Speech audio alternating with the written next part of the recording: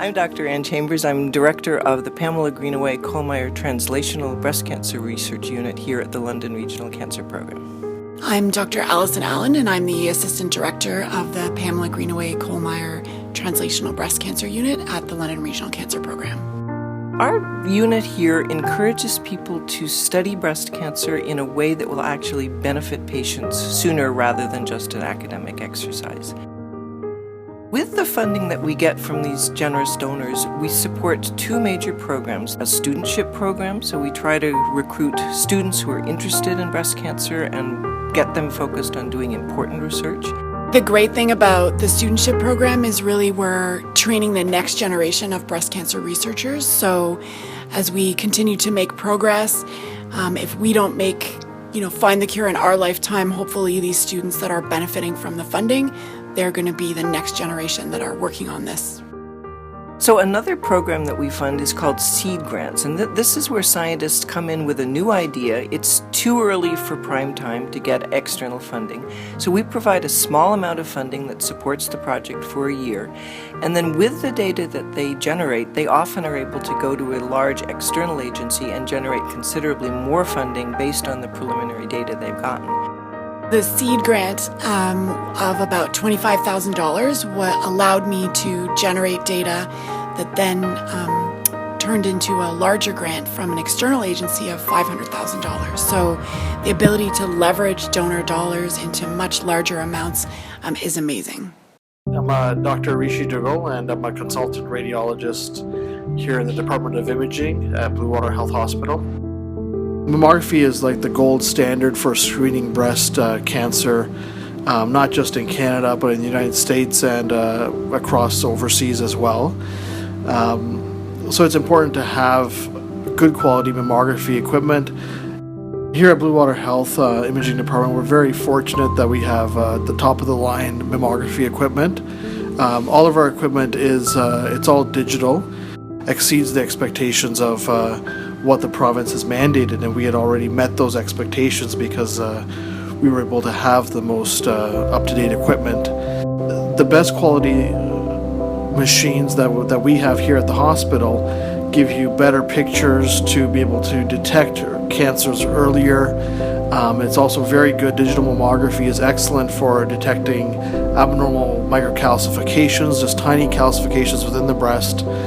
They show up better on digital mammography than they do otherwise.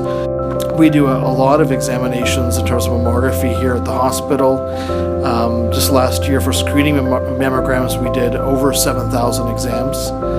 And diagnostic mammograms is where we're working something up. We see an abnormality, and we did over 3,000 of those last year as well. So over 10,000 examinations were done on using this mammography equipment here at the hospital.